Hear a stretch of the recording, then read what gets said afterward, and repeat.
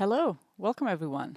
This is Valentina Thörner and welcome to this talk on From Forced Remote to Hybrid Connection, creating a company culture that works for you.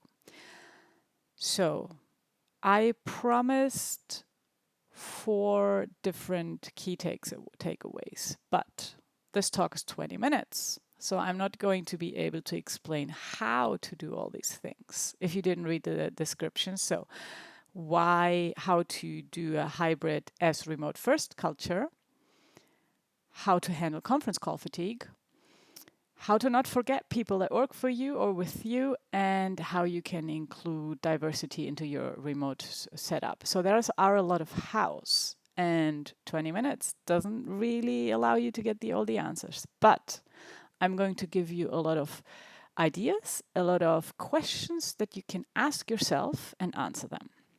But wait, who am I and what am I doing here?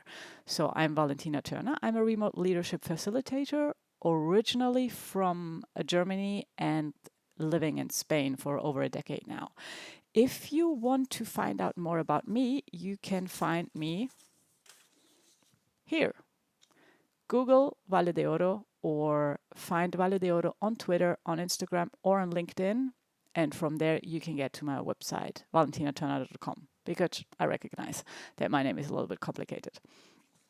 And what is this? These are my slides, because there are so many webinars now, so many online conferences, and there's always slides. And sometimes you have the presenter like the small little blob in the other, in the lower corner. Sometimes you have the slides on top and the presenter below, and there's always something distracted from the presenter. Plus, I really don't want you to just coast by, not listen and thinking, oh, I'm going to download the slide that later on because that will be quicker anyway. Would be quicker anyway. But for that, you can just go to my blog and read the summary. What I want to do is here really reclaim that the presentation is about the experience of the presenter. You remember back in the day when you had presentations at the office, yes, there would be slides, but they would be kind of in the background. And then you would have the speaker on stage and they would infuse you with their energy and with their experience. And I kind of want to reclaim that because I really like to connect with the audience, especially if there is a screen in the middle. So feel free to share your questions, your Q&As in the chat, and I'm going to answer them at the very latest at the end of this talk. So what are we doing here again? My goal is not to give you all the solutions, but rather to encourage you to try more things. Try something new. Try something different. Experiment. You can experiment in your work life. That's totally fine. Like, just because something has been done the same way always doesn't mean you have to continue doing it the same way. And this is especially true when you're moving your office to a screen, because a screen is not the same as getting together in person. So don't just move everything into a video call. So, first topic. Hybrid should be remote first. Even if you have an office, you should work as if everybody was remote. Story about myself. When I started at Klaus, which at the time was hybrid, but starting out to figure out how that would work, I was already based in Spain. They have an office in Tallinn, so we had our first team meeting, everybody in Tallinn around the huge table in the conference room, and I was on the screen. Not perfect. I felt very disconnected from everybody in the room. People in the room basically saw me as this interesting person, maybe even on the screen, but we didn't really manage to connect, and there was a big difference whether you were in the room with the people or you were lost on the screen. And so the question we asked ourselves was, how can we make this less like the Inquisition and more like a collaborative conversation? So in order for something to be collaborative, you actually need to get everybody on the same level. That's why when we have conversations or negotiations, we don't put one person on this side on the room and the other people on the other side. That's a presentation. That's one person has more expertise, more power, or more status than the rest. Or if it's an interview, the other way around. But there's a difference in hierarchy. But when you want to collaborate, when you want to do stuff together, you actually need to get people around a table, like in a round, which on the computer means you need to get them all on the same screen, instead of having one screen with one person and me having like this small little screen with 20 people on it. So the solution here was to actually move this meeting to a Zoom call, even though everybody but me was actually in the office. So basically we made it as if remote. And this is the logic behind a hybrid company. Think about how are you involuntarily maybe excluding the person who's remote, and how can you mitigate this? Now, very important, this does not mean people aren't allowed to meet anymore. You can meet people who live in your city and who happen to work with you, even though during the day you maybe work from a coffee shop or from home, or maybe you do work in the office. But you can meet people. The fact that you couldn't the past year and a half is not because remote work doesn't work. It's because there was a pandemic out there, which is a completely different problem. So once to twice a year, maybe 3 times a year, get your team together for 3 to 6 days, work together, eat together, have fun together. Also have time for yourself, but like use this time to actually connect with each other, and you can then use this connection over the next 3 to 6 months. So the question here is, how do you know someone is remote, and does it matter? And your perfect answer is, you don't know who's remote and who's not. And actually, at Klaus at the moment, I don't really know who is in Tallinn and who is not. I kind of know who's in Estonia, mostly because of the names, but I don't know who is where, because everybody just dials in from their computer. And if they're also using a background, like one of those virtual backgrounds, you can even tell even less. So make the office an optional perk, even for those who live close to the office. And maybe one idea, instead of having mandatory in the office days, why don't you do mandatory work from home days, so that people can experiment with what it means to work from home, or from a co-working, or from a library, or from a coffee shop from time to time. A little bit like an empathy exercise, which brings us to conference call fatigue. Conference call fatigue, Zoom fatigue, call it however you want, is a thing. Like, it's scientifically a thing, because our brain is not made for interacting with a computer screen, only seeing a person from here to there, seeing them all like very small, not even knowing how tall the other person is. So the question here is, though, why does everything needs to be face to face? Why do you need to do everything via a video call? And why do video calls need to take an entire hour? Just because Google says it has to be an hour on the calendar, that makes no sense.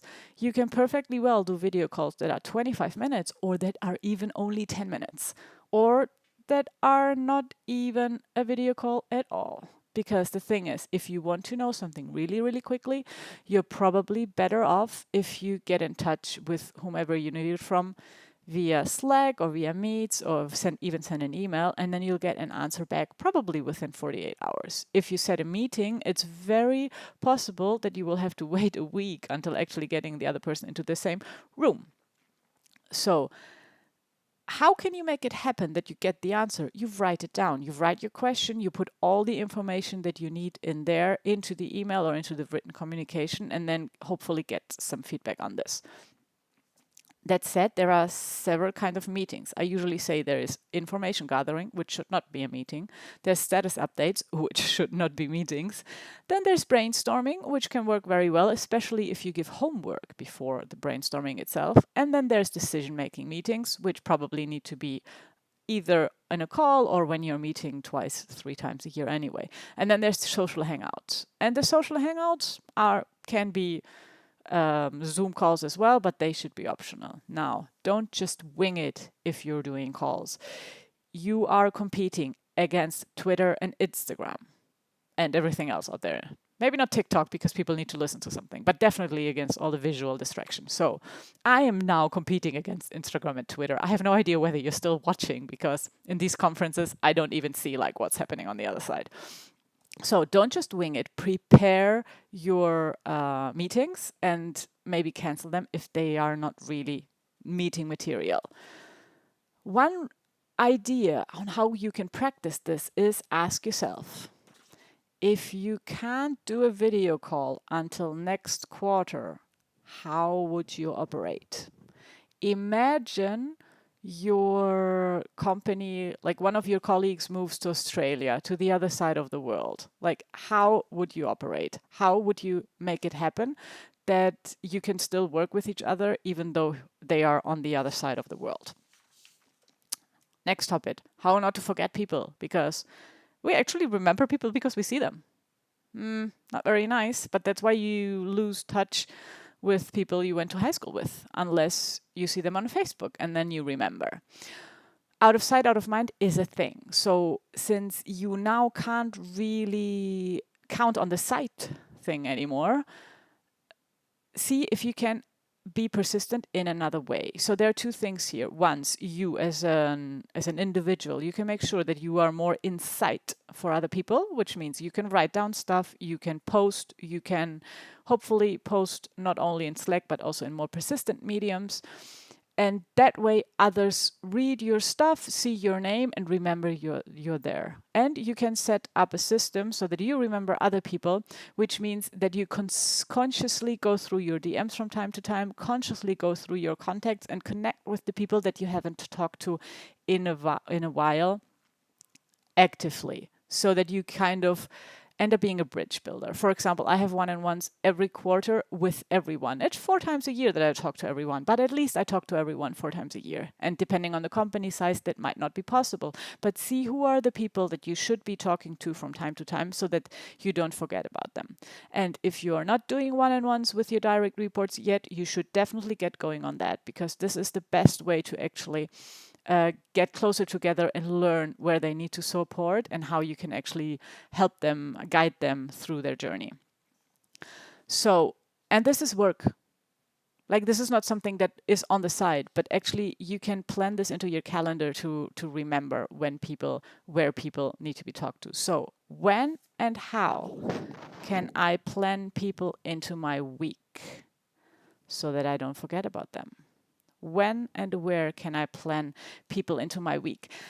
And I usually do this on Fridays. Like, I have a lot of social one-on-ones on Fridays, which is a really nice way to kind of then slip into the weekend.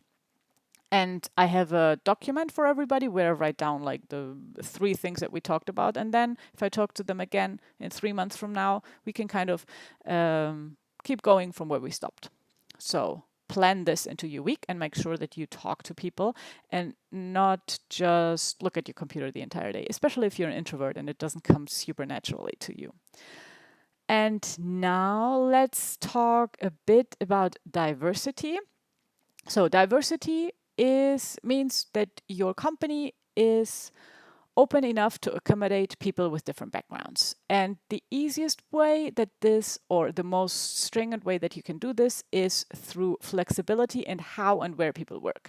And of course, hybrid there is one option, because now people can work from where it works for them.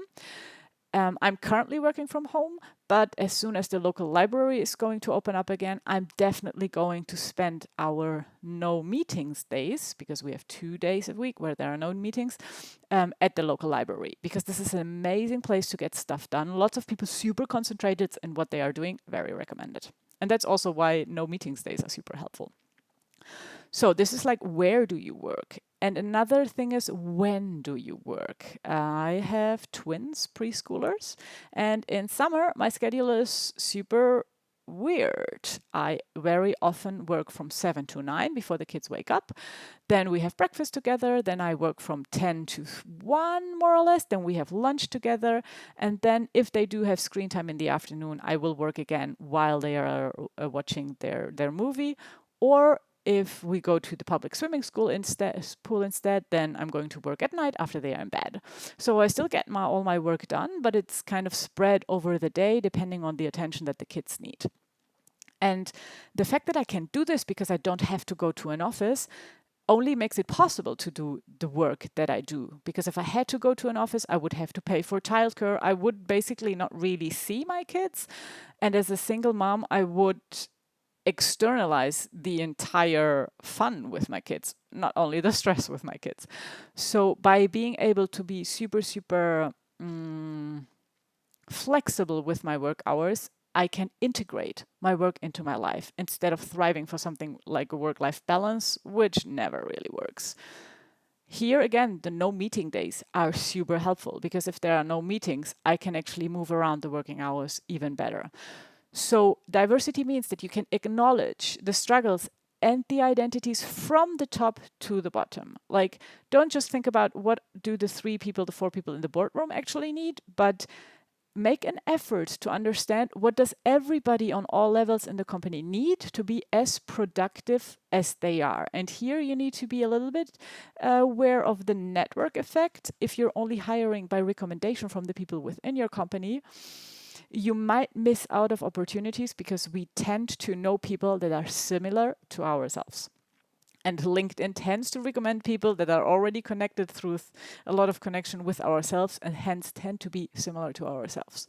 So look at who is different within, who maybe didn't come through the entire, through the exact network that everybody else came through, and look at how maybe do they need something different. Can we offer something that then makes life easier for everyone? Because, for example, my flexible schedule also allows everybody else who doesn't have kids to have a flexible schedule and maybe walk their dog while there's daylight in winter in Estonia, which is also super helpful for their mental health. So the question is, where do your needs differ from those of others? And what does this tell you about how others people's needs might differ? And how can you accommodate for that? This can be schedules, can be the need for specific tools, can be the need for interactions. Extroverted people probably want to have a little bit more of social meetings. Can you put them together somehow? It might be guidance. Does somebody need like that you help them to define every morning what they want to work on? Or does somebody really just wants to get on with their stuff and will tell you on Friday what they worked on, etc.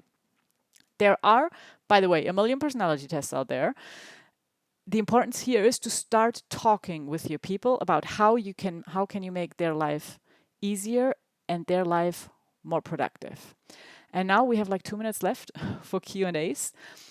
The recording, I believe, will stop, but I'm looking forward to seeing your answers in the chat. And if you see the recording of this and not the live stream, in that case, leave a comment underneath, get in touch on Twitter and on Instagram. I'm going to find the first slide again here. You can find me on Valentina Thörner. And have a lovely and very productive day.